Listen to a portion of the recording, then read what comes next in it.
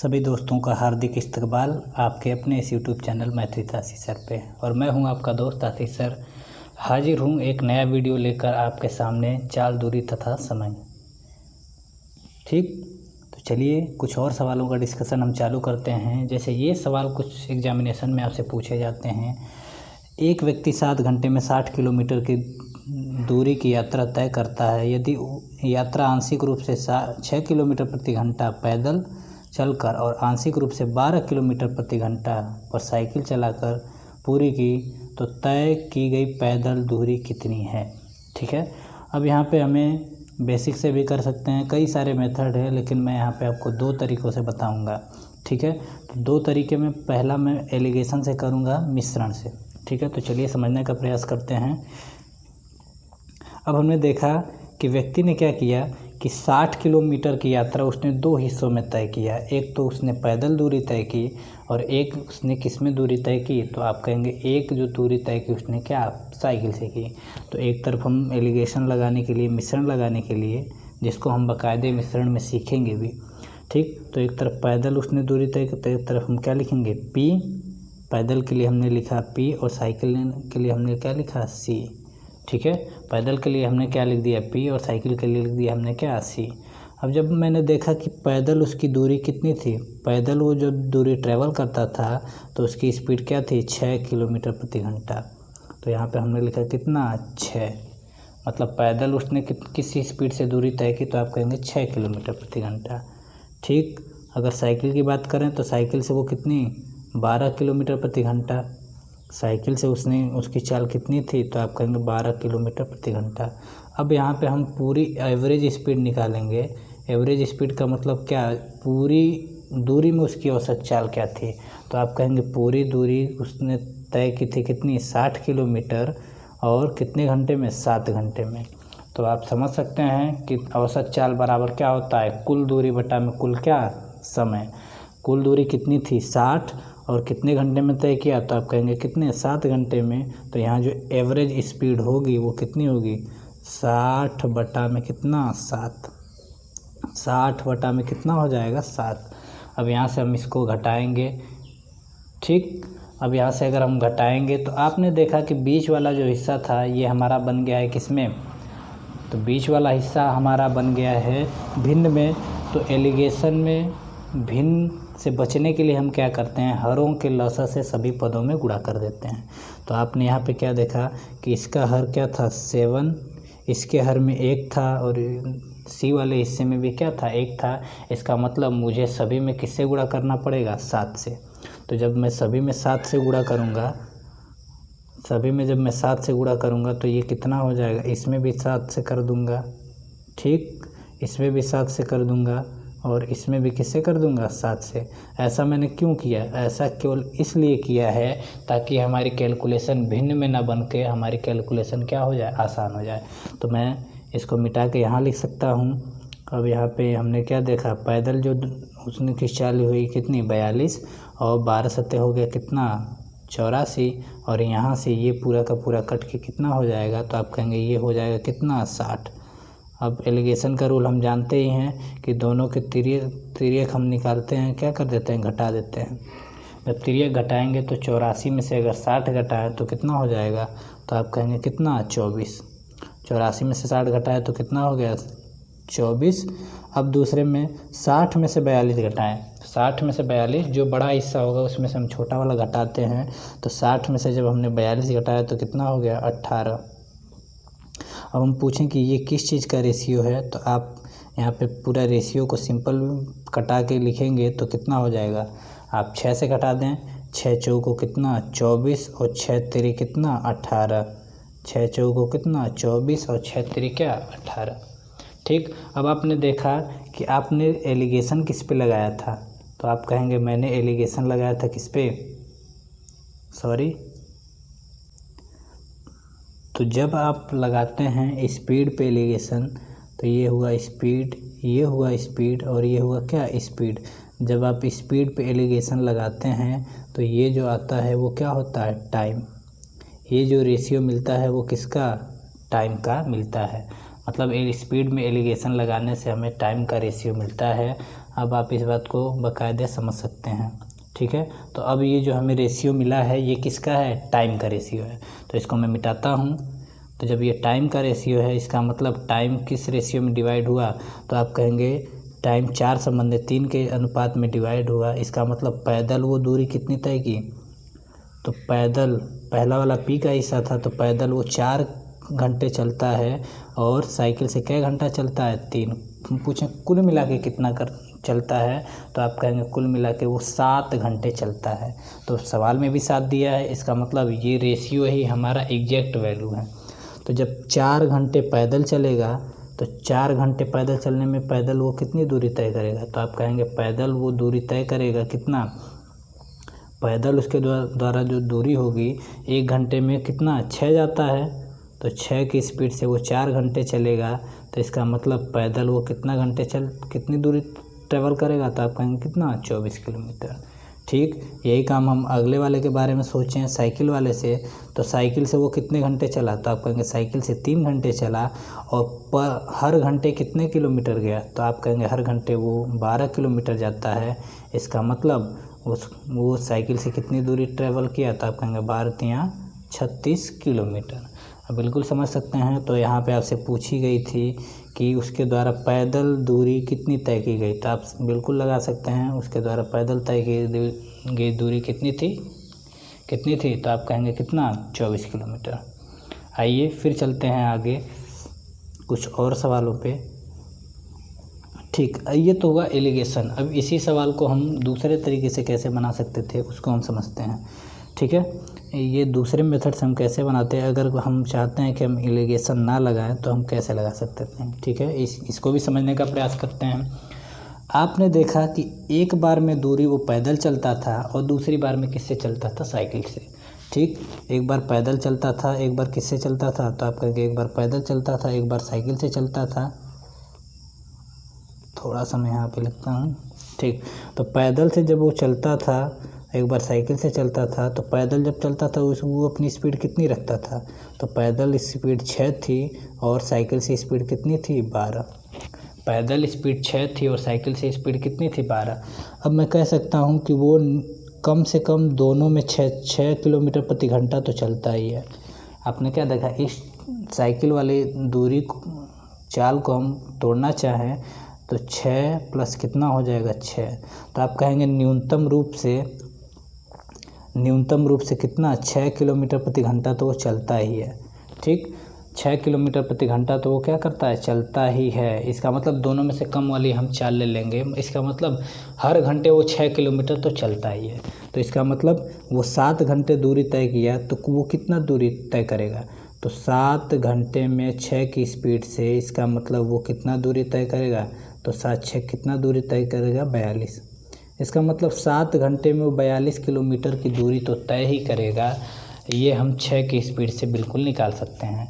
अब आपने देखा कि अब वो कितना किलोमीटर अब इसके चलने से अधिक हो रहा है, तो आपने देखा टोटल दूरी थी कितनी, 60।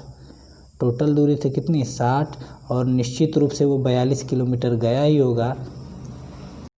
ठीक, निश्चित रूप से 42 किलोमीटर गया ही होगा। इसका मतलब वो 18 किलोमीटर और अधिक चला। कितनी अधिक चला, 18 किलोमीटर और अधिक। तो ये 18 किलोमीटर अधिक किसका था, तो आप कहेंगे ये 18 किलोमीटर अधिक किसका था, साइकिल का। 18 किलोमीटर अधिक किसका था, साइकिल का। तो कैसे, साइकिल से 18 किलोमीटर वो हर घंटे कितना अधिक चलता है, तो आप कहेंगे साइकिल से वो हर घंटे 6 किलोमीटर अधिक ट्रैवल करता है। तो जब साइकिल से वो हर घंटे 6 किलोमीटर अधिक ट्रैवल करता है, तो 18 किलोमीटर अधिक उसने ट्रैवल की। इसका मतलब साइकिल से वो कै घंटे चला होगा, तो 18 किलोमीटर दूरी तय करने में, इसका मतलब 6 से अधिक से चलेगा। इसका मतलब वो 3 घंटा चला। ठीक, इसका मतलब वो 3 घंटे किससे चलता है, साइकिल से। जब 3 घंटे वो साइकिल से चलता है, तो 7 में से 3 घंटा वो साइकिल से चला। इसका मतलब पैदल कितने घंटे चलेगा, तो 7 में से 3 घंटा साइकिल से चला, तो पैदल कितने घंटे चलेगा, 4। जब पैदल 4 घंटे चलेगा और 4 घंटे में कुल कितनी दूरी तय करेगा, तो आप कहेंगे 1 घंटे में 6 किलोमीटर की दूरी। तो इसका मतलब पैदल उसने कितनी दूरी तय की, 24 किलोमीटर। पैदल उसने कितनी दूरी तय की, 24 किलोमीटर। फिर से देखें, फिर से समझें, पैदल वो कितना 6 किलोमीटर इसकी स्पीड थी, साइकिल से इसकी स्पीड कितनी थी 12। हम कहें मिनिमम वो हर घंटे कितने किलोमीटर चलता है, तो दोनों में से कम वाले को हमने ले लिया, मतलब हर घंटे वो 6 किलोमीटर तो जाता ही है। तो इसका मतलब 6 किलोमीटर जाएगा तो 7 घंटे में कुल कितना दूरी जाएगा, तो आप कहेंगे कितना 42, लेकिन वो 42 नहीं गया, कितना गया 60। हम कहें कितना अधिक चला गया, तो आप कहेंगे 18 किलोमीटर अधिक गया है। 18 किलोमीटर अधिक किसके कारण हो जाएगा, तो आप कहेंगे साइकिल के कारण। और साइकिल के कारण 1 घंटे में वो कितना किलोमीटर अधिक जाता है, तो आप कहेंगे 6 किलोमीटर। जब साइकिल के कारण 1 घंटे में 6 किलोमीटर अधिक जाता है तो 18 किलोमीटर जाने में क्या घंटा लगेगा, तो आप कहेंगे कितना 3 घंटा। तो साइकिल से वो, इसका मतलब वो 3 घंटा चलता है, तो 7 घंटे में 3 घंटा वो साइकिल से, तो पैदल कितने घंटे, पैदल 4 घंटे। तो 4 घंटे में कितनी दूरी तय करेगा साइकिल से, तो 4 छक्के 24 किलोमीटर। उम्मीद करता हूँ चीज़ें आपको समझ में आ रही हैं। अगर चीज़ें समझ में आ रही हैं, चैनल पर नए हैं तो चैनल को सब्सक्राइब करके बेल आइकन का बटन ज़रूर दबाएं और वीडियो को लाइक और शेयर ज़रूर करें। चलिए, यही लॉजिक लगा के हम कुछ और सवालों को आपके सामने लाते हैं। जैसे ये सवाल हुआ, ठीक, आपने सवाल में क्या दिया है, एक किसान 9 घंटे में 61 किमी की यात्रा तय करता है।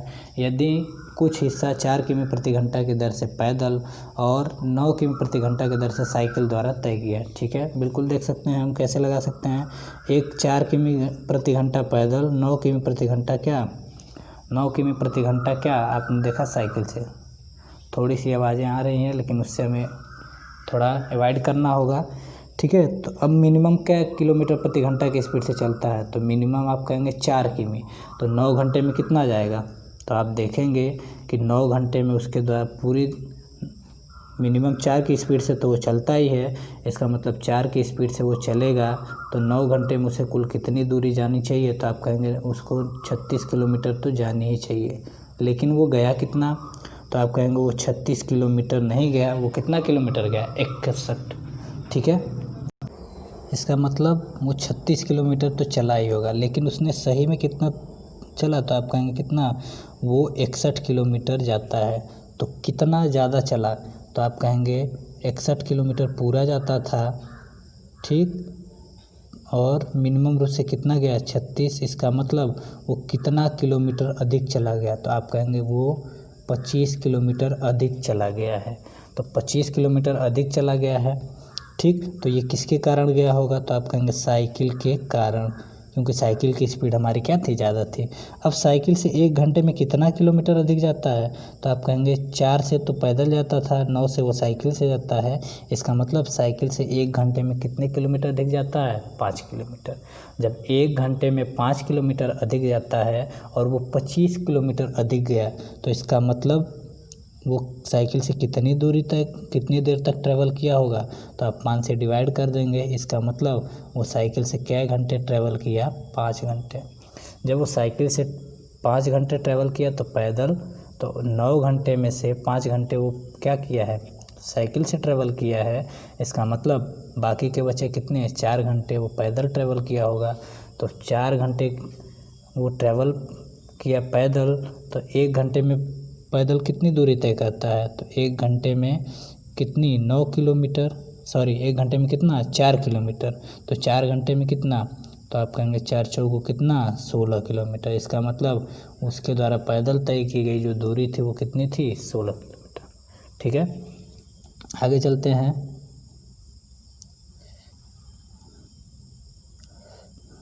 अब ये सवाल, राज 8 घंटों में 42 किलोमीटर की दूरी तय करता है। वह 4 किमी प्रति घंटे की आंशिक दूरी चलकर 8 किमी प्रति घंटे से अधिक दूरी साइकिल दूरी से पूरी करता है। राज ने कितनी पैदल दूरी तय की। इस सवाल को आप बनाइएगा, ठीक है, और आप बना के कमेंट बॉक्स में आप आंसर ज़रूर करिएगा। ठीक है, चलिए आगे चलते हैं कुछ और सवालों पे। ये हुआ, अब इस तरह के सवाल भी आपके छोटे छोटे एग्जामिनेशन में देखने को मिलते हैं। 30 फीट गहरे कुएं में एक मेढक गिर जाता है। वह प्रत्येक दिन 3 फीट ऊपर चढ़ता है और प्रत्येक रात्रि को 2 फीट पीछे सरक जाता है, तो उस मेढक को कुएं से बाहर आने में कुल कितना समय लगेगा। ठीक है, ये वो बिल्कुल इसी तरह का सवाल है जब एक पेड़ पे एक बंदर क्या था, चढ़ता था, और उस तरह के सवालों का ही लॉजिक इसमें क्या है, काम कर रहा है। ठीक है, तो इस सवालों को हम कैसे बनाते हैं। आपने देखा कि 30 गहरा कुआं कितने फीट का था, तो आप कहेंगे गहरा जो कुआं था वो 30 फीट का था। तो 30 फीट गहरे कुएं में दिन में वो क्या करता था, मेढक 3 फीट ऊपर चढ़ता था और 2 फीट क्या होता था, रात में नीचे खिसक आता था। तो इस तरह के सवालों में आप क्या करते हैं, पहले पूरी डिस्टेंस देखती हैं कि उसको कितना ट्रेवल करना है। तो आप देखा कि कुल उसको 30 फीट की चढ़ाई करनी है।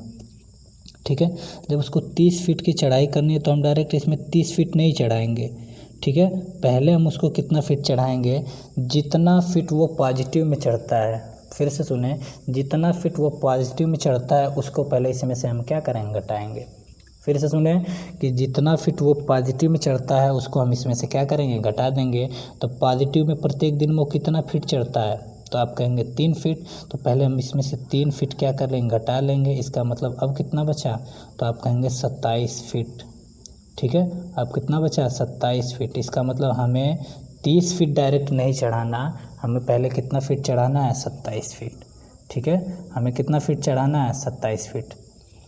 अब आपने देखा कि प्रत्येक दिन में 3 फीट चढ़ता है और 2 फीट क्या होता है, रात्रि में नीचे सरक आता है। इसका मतलब एक दिन, क्योंकि दिन और रात मिला के एक दिन होता है, इसका मतलब एक दिन में वो कितना फीट चढ़ता है, तो आप कहेंगे एक दिन में वो 3 फीट चढ़ता था। ठीक, 3 फीट चढ़ता था और 2 फीट क्या होता था, नीचे सरक आता था। इसका मतलब वो एक दिन में कितना फीट चढ़ पाता था, 1 फीट। ठीक है, एक दिन में 3 फीट चढ़ता था और रात्रि में 2 फीट नीचे खिसक आता था। इसका मतलब एक पूरे 24 घंटे मिला के वो 1 फीट क्या होता है, चढ़ता है। जब 1 फीट चढ़ता है तो आपसे हम पूछें कि अब हमें कितना फीट चढ़ाना है, 27। तो जब इसको 27 फीट बनानी है तो हम किससे गुणा कर देंगे, तो 27 फीट अब अगर हमको चढ़ाना है तो दोनों तरफ हम किससे गुणा कर दें, 27 से। इसका मतलब 27 दिन में वो कितने फीट चढ़ जाएगा, तो आप कहेंगे 27 दिन में वो 27 फीट चढ़ जाएगा। ठीक, जब 27 दिन में 27 फीट चढ़ेगा, अब हुआ अगला दिन, जो अगला दिन होगा, ठीक है, तो अगला जो दिन होगा वो क्या करेगा, फिर से अगले दिन वो 3 फीट और चढ़ जाएगा। जब अगले दिन 3 फीट और चढ़ेगा, इसका मतलब 28 दिन लग गए उसको, 28 और कितने फीट चढ़ गया, तो 28, 27 और 3 कितना, 30। अब वो जब ऊपर कुएं से बाहर निकल गया है, क्योंकि अब कुएं से बाहर निकल गया है, तो अब उसको नीचे 2 फीट घिसकने की आवश्यकता नहीं है। इसका मतलब आंसर आप क्या बनाएंगे, तो 28 दिन में वो 30 फीट क्या करेगा, कुएं को चढ़ जाएगा। तो आंसर क्या होगा यहाँ पे, डी ऑप्शन। ठीक है, इसी तरह ठीक अगले सवाल पे चलते हैं। एक आदमी को 60 फीट ऊंचे ब्रिज पर चढ़ना है, हर सेकंड में वो 5 फीट चढ़ता है। तो मैंने क्या बताया कि 60 फीट का ऊंचा आपका खंभा है, चाहे ब्रिज है। अब इसको हम पॉजिटिव सेंस में जितना वो चढ़ पाता है उससे हमें क्या करना है, निकालना है। तो पॉजिटिव सेंस में वो कितना चढ़ पाता है, 5 फीट। तो 5 फीट घटा के हम क्या करेंगे, इसका मतलब हमको डायरेक्ट 60 फीट नहीं, डायरेक्ट हमें कितना फीट चढ़ाना है उसको, 55 फीट। ठीक, कितना चढ़ाना है, 55 फीट। अब देख रहे हैं कि हर सेकंड में 5 फीट चढ़ता है, मतलब पहला जब सेकंड आता है तो वो 5 फीट चढ़ा। ठीक, अब परंतु फिर 5 फीट नीचे घिसक जाता है। हर सेकंड में 5 फीट चढ़ता है और 4 फीट क्या होता है, नीचे घिसक जाता है। इसका मतलब एक ही सेकंड की बात हो रही है, एक सेकंड में ही वो 5 फीट चढ़ता है और 4 फीट नीचे घिसक आता है। इसका मतलब एक सेकंड में वो पूरी, अगर उसके डिस्प्लेसमेंट की बात करें तो एक सेकंड में वो कितना चढ़ पाता है, तो 5 फीट चढ़ा और 4 फीट नीचे घिसक आया। इसका मतलब एक सेकंड में वो कितनी फीट चढ़ पाया, 1 फीट।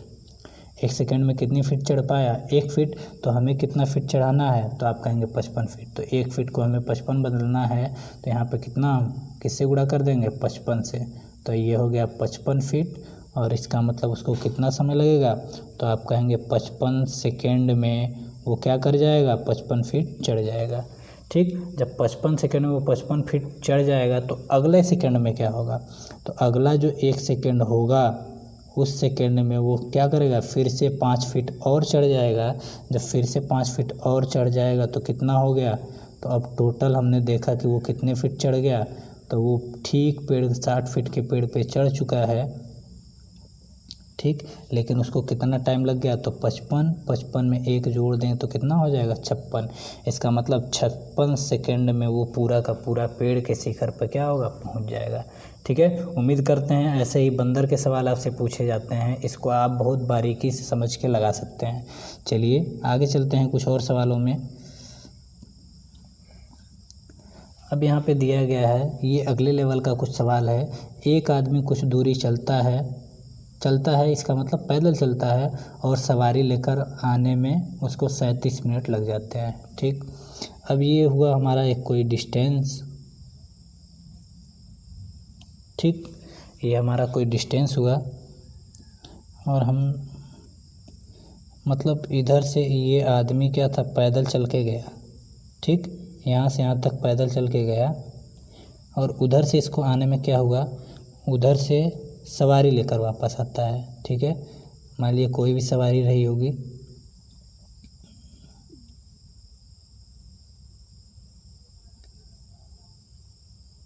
एक सवारी मैं बना देता हूँ।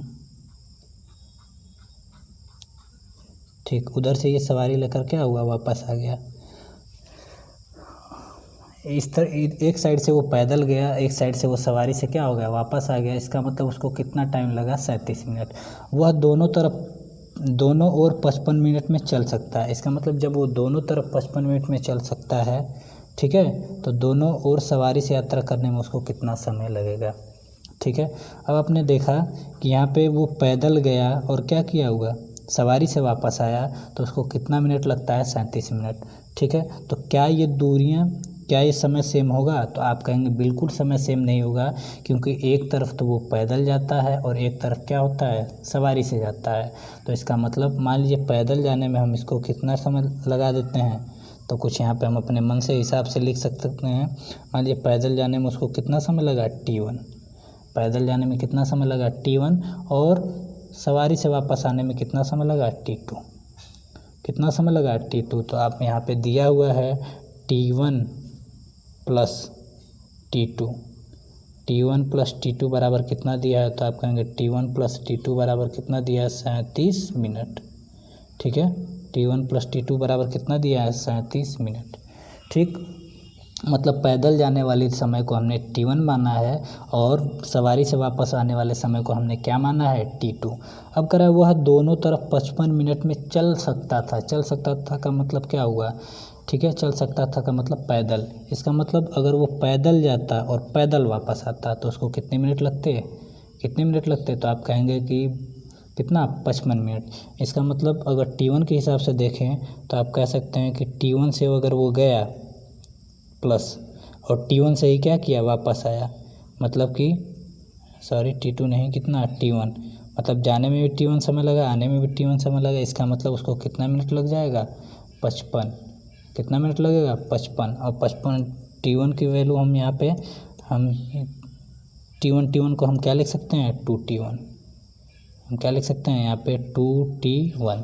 ठीक, तो अब आपसे पूछा है कि दोनों तरफ अगर वो सवारी से जाए, तो सवारी से कितना हमने टाइम माना, T2, तो T2 से जाए और T2 से वाए। इसका मतलब आपसे किसकी वैल्यू पूछा है, तो आप कहेंगे हमसे 2T2 की वैल्यू आपसे क्या है, पूछा हुआ है।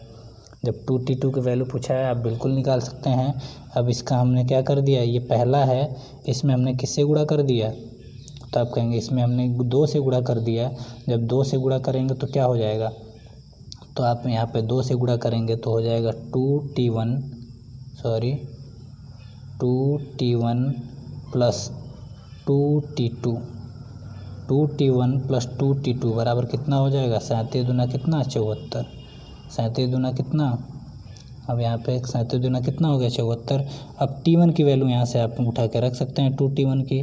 तो यहाँ से 2T2 जो होगा, 2T2 बराबर यहाँ से 74 में से हम कितना घटा देंगे, 2T2 की वैल्यू कितनी थी, 55।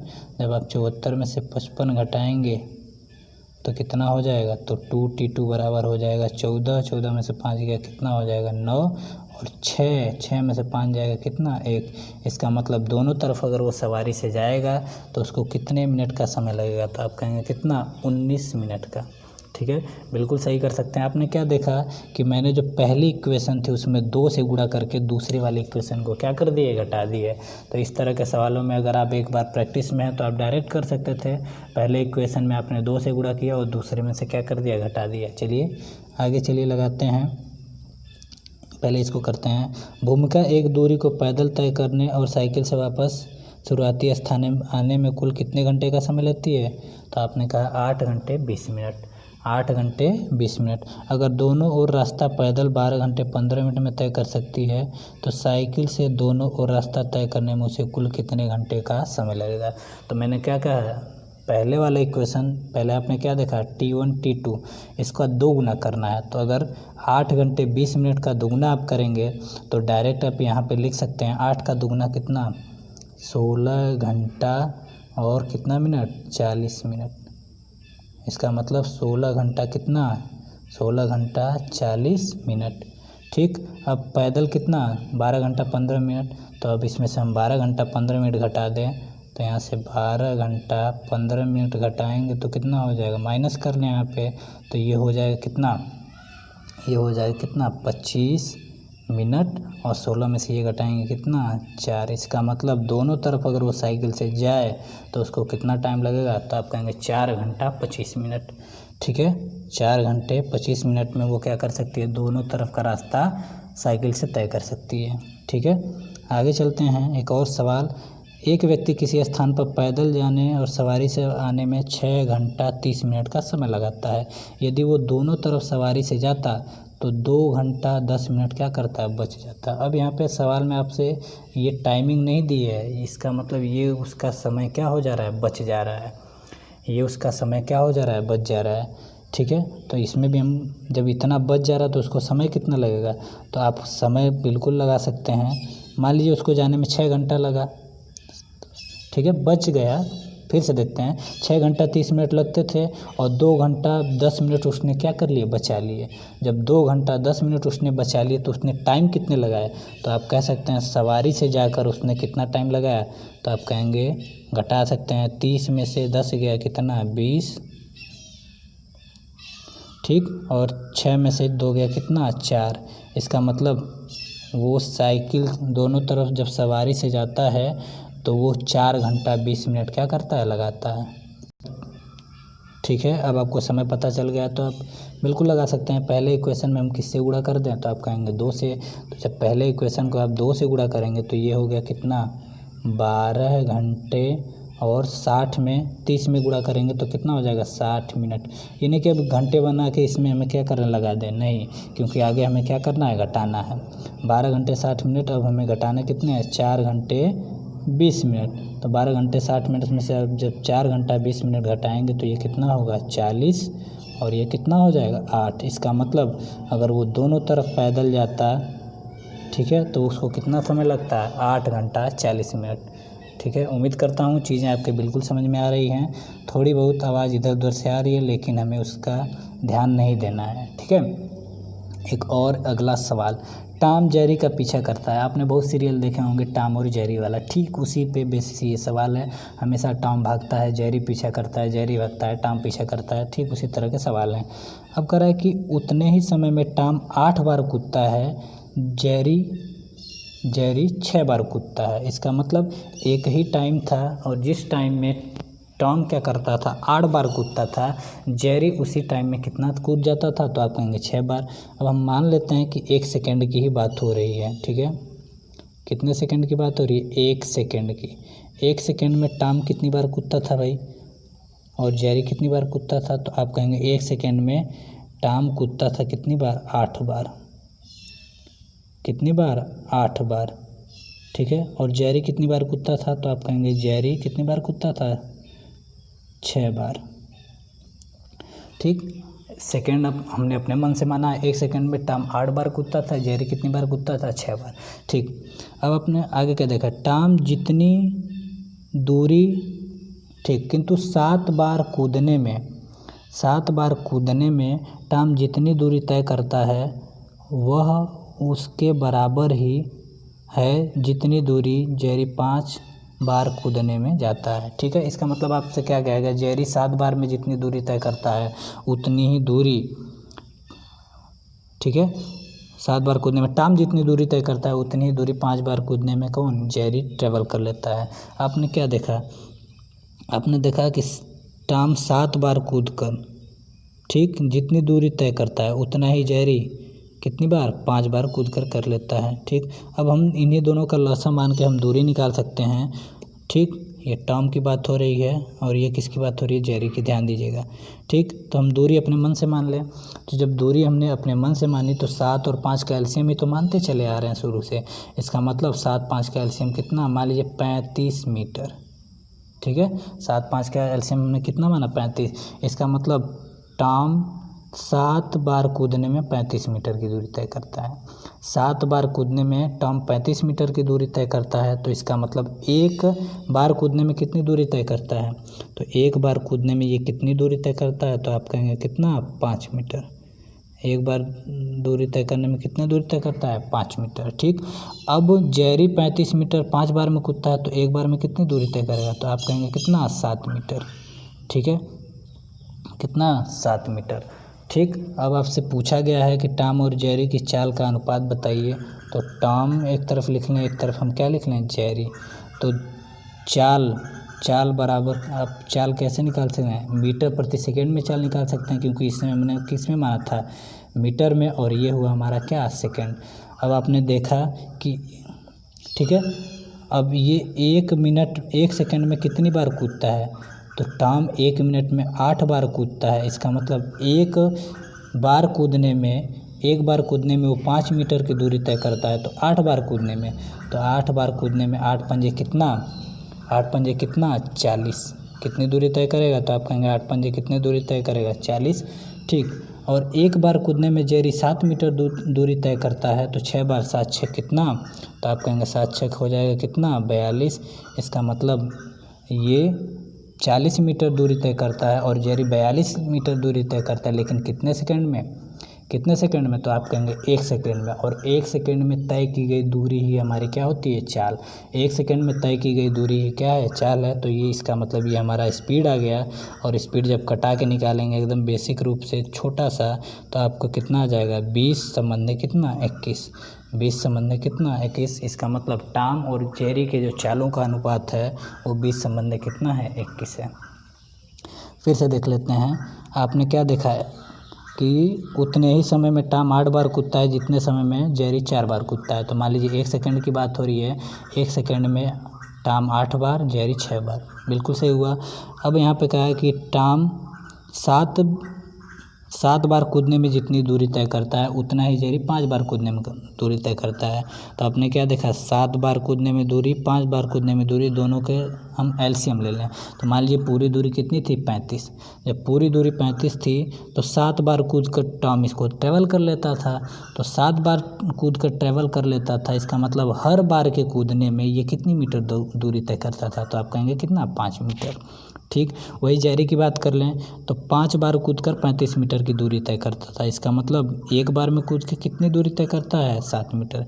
एक बार कूदने में टॉम 5 मीटर की दूरी तय करता है, और एक बार कूदने में जेरी 7 मीटर की दूरी तय करता है। तो अब हर सेकंड में 8 बार कूदता है टॉम, तो 8 मीटर हर सेकंड में 8 बार जब कूदेगा तो कितनी दूरी तय करेगा, तो 8 पंजे कितना, 40। और हर सेकंड में जेरी कितनी बार कूदता है, 6 बार, तो 6 बार में कितनी दूरी तय करेगा, 7 6 कितना, 42। इसका मतलब ये हर एक सेकंड की बात हो रही है, तो स्पीड आ गया, और स्पीड में कितने का रेशियो होगा, 40 और किसका, 42 का। ठीक है, बिल्कुल आप समझ सकते हैं। यहाँ पे हमने कुछ ज़्यादा नहीं किया है, हमने देखा कि ये बार वाले में जितनी दूरी तय करते थे उसका ये हमने इधर किया, ये इधर करके गुणा कर दिया, बस यही तो किया है। तो अगर सवाल ऐसे आ जाए, अगर आपने बेसिक तरीके से इसको स्ट्रॉन्ग किया है, तो आप बिल्कुल सवालों को विदिन सेकंड लगा सकते हैं। कैसे, आगे सवाल में बताता हूँ। चलिए, एक सिपाही चोर का पीछा करता है। जब चोर 10 कदम चलता है, सिपाही 8 कदम चलता है। ठीक है, तो अब कदम देखा हमने क्या, सिपाही का सिपाही और चोर की गति पूछा तो एक तरफ हमने सिपाही लिखा है, एक तरफ हमने क्या लिखा है, चोर लिख दिया। ठीक, तो ये चोर सिपाही कितने कदम चलता है 8 और चोर कितने कदम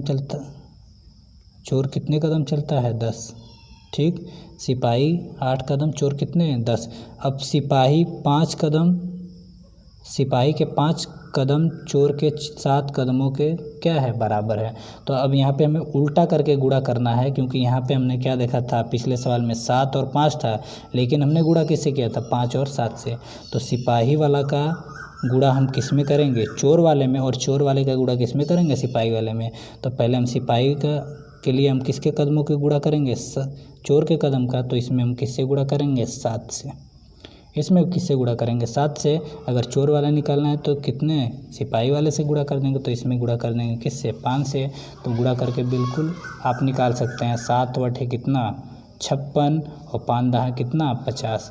तो रेशियो कितने का बन जाएगा, तो आप कहेंगे 28 संबंधी कितना 25। इसका मतलब सिपाही और चोर की गति में जो अनुपात है वो 28 संबंधी किसका है, 25 का है। ठीक है, तो आज के लिए इतना ही रहने देते हैं। तो आप बिल्कुल वीडियो को अच्छे से देखें, बार बार रिवीजन करें, नोट्स बनाएं, उसके बाद ही कुछ अच्छे तरीके आप सीख सकते हैं। ठीक है, अगर आप चैनल पर नए आते हैं तो चैनल को सब्सक्राइब करिए, बेल आइकन का बटन दबाइए और चैनल को बिल्कुल लोगों में शेयर करिए, लोगों को इसके बारे में बताइए कि फ्री का चैनल है, आप अच्छे खासे सवाल यहाँ से सीख सकते हैं। अगर आपका कोई क्वेरी है तो आप नीचे डिस्क्रिप्शन बॉक्स में लिंक दिया गया है, वहाँ से आप मुझसे संपर्क कर सकते हैं। तो आज के लिए इतना ही, bye bye, take care, have a great day.